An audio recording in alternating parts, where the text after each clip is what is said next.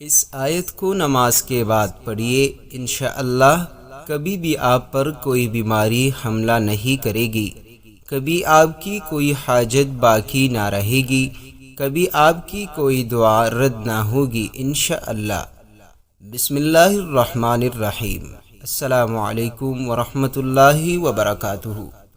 میرے Islamic channel کے پیارے دوستو، امید کرتا ہوں کہ آپ تمام دوست خیریت سے ہوں گے، اور اللہ کریم سے دعا ہے کہ اللہ کریم آپ تمام دوستوں کو خوش اور سلامت رکھے۔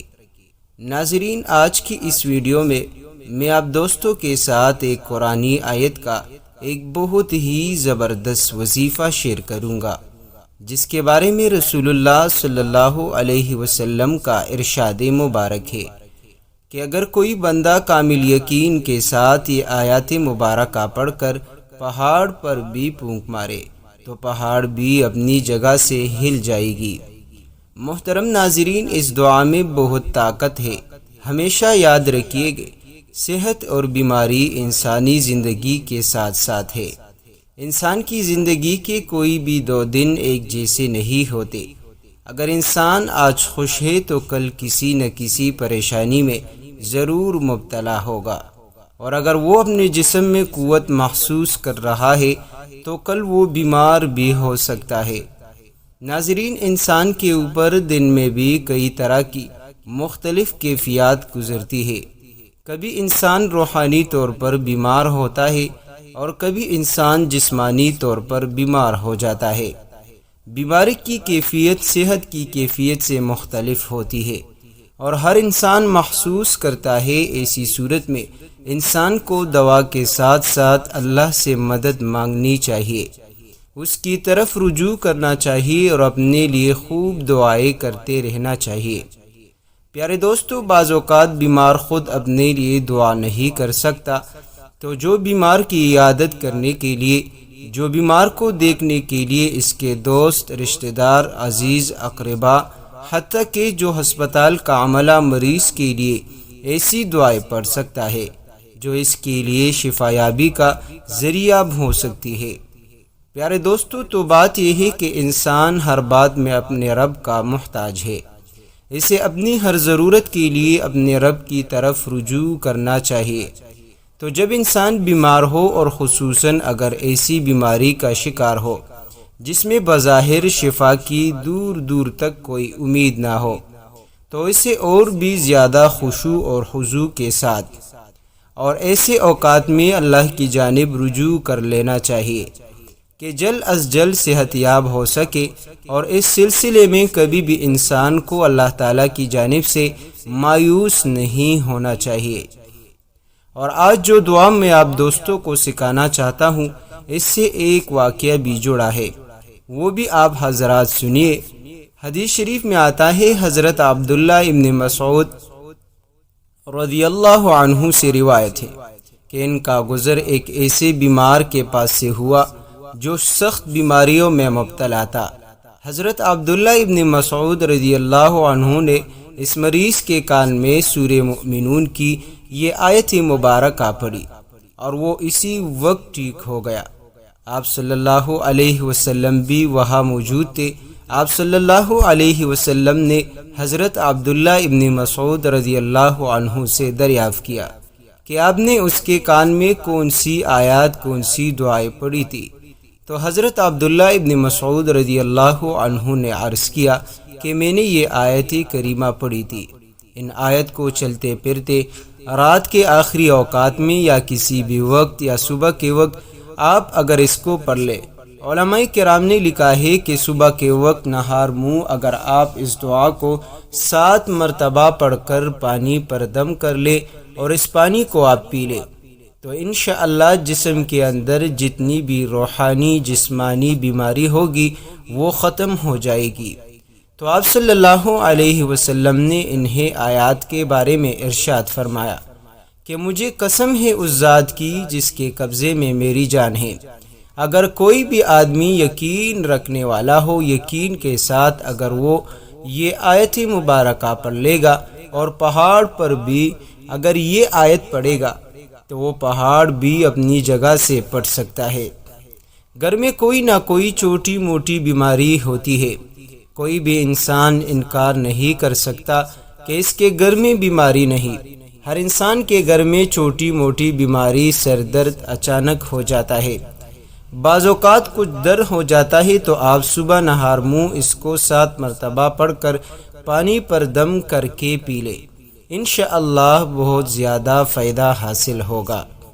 وہ آیت مبارکہ یہ ہے: اعوذ باللہ من الشیطان الرجیم، بسم اللہ الرحمن الرحیم، افحسبتم انما خلقناکم عبثا وانکم الینا لا ترجعون، فتعالى الله الملك الحق لا إله إلا هو رب العرش الكريم، ومن يدع مع الله إلها آخر لا برهان له به فإنما حسابه عند ربه إنه لا يفلح الكافرون، وقل رب اغفر وارحم وأنت خير الراحمين۔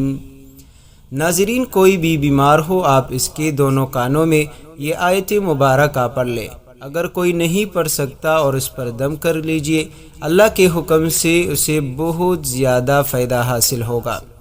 تفسیر کبیر میں امام رازی رحمہ اللہ فرماتے ہیں کہ حضرت موسیٰ علیہ السلام کو ایک مرتبہ پیٹ میں درد ہوا۔ کلیم اللہ رب العزت نے ارشاد فرمایا کہ فلاں جنگل میں فلاں جڑی بوٹی جا کر کھائیے، آپ کو شفا مل جائے گی۔ وہ چلے گئے، کئی شفا مل گئی۔ پھر کسی موقع پر پھر درد محسوس ہوا۔ اب اللہ سے کلام نہیں کیا، سوچا کہ وہی علاج ہوگا، وہی دوا ہوگی۔ وہ چلے گئے، وہاں جا کر جڑی بوٹی کھائی، بیماری بڑھ گئی تھی، ختم نہیں ہوئی۔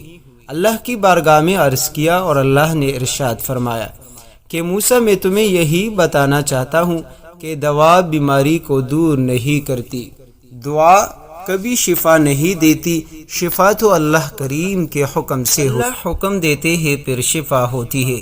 پہلے اللہ کے حکم سے گئے تھے، شفا نصیب ہوئی تھی، اب میرے حکم سے نہیں گئے تو شفا نہیں ہوئی۔ محترم دوستو، آج یہ بھی ایک نظریہ موجود ہے کہ ویکسین تیار کرنے والے اس انداز سے تیار کرے کہ اس سے ہزاروں بیماریاں پیدا ہو جائے گی۔ بل گیٹس نے یہ کہا، جس کا نام لیا جاتا ہے کہ شاید جہاں سے یہ وائرس کا آغاز ہوا، اس کو فنڈنگ کرنے والی یہ شخصیت ہے، اس نے کہا کہ ویکسین زیادہ خطرناک ہو سکتی ہے۔ آج سارے لوگ ویکسین کے لیے دعا کر رہے ہیں، کل ویکسین آ جائے وہ اس سے زیادہ خطرناک ہو جائے، پھر ہم کیا کریں؟ محترم دوستو، یہاں دیکھیے کہ دعا میں شفا اللہ نے رکھی ہے۔ امام غزالی رحمہ اللہ ایک روایت میں بیان کرتے ہیں کہ حضرت موسیٰ علیہ السلام نے بارگاہ الہی میں عرض کی، اے میرے مولا، اگر شفا تو دیتا ہے تو پھر یہ طبیب، ڈاکٹر، یہ معالج کیا کرتے ہیں؟ کہا یہ ان کے رزق کا ذریعہ ہے جو اللہ نے اپنی جناب سے رکھا ہے، وہ بیمار کو تسلی اور اطمینان دلاتے ہیں، باقی شفا دینے والی اللہ کی ذات ہے۔ آپ خود ہاسپٹل میں دیکھ لیں، کتنے لوگ جاتے ہیں ہاسپٹل میں اور وہاں سے ڈیڈ باڈی واپس آتی ہے۔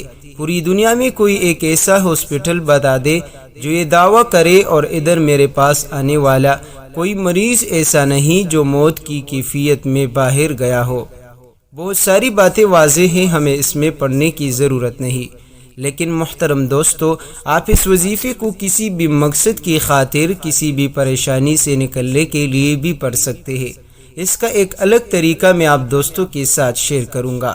محترم دوستو، جو بھی بہن یا بھائی کسی بھی مشکل میں پھنس چکے ہیں، خواہ وہ مشکل رزق کے حوالے سے ہو، دولت کے حوالے سے ہو، نوکری نہ ملنے کے حوالے سے ہو، یا شادی کے مسئلے مسائل ہو، کاروبار کے مسئلے مسائل ہو، گھریلو الجھنیں ہو، لڑائی جھگڑے گھر میں ہو رہے ہو، رزق میں بے برکتی ہو، رزق میں وسعت نہیں، تو پیارے دوستو، جو وظیفہ آپ دوستوں کو بتایا ہے، اس کو اس خاص طریقے پر پڑھ لے۔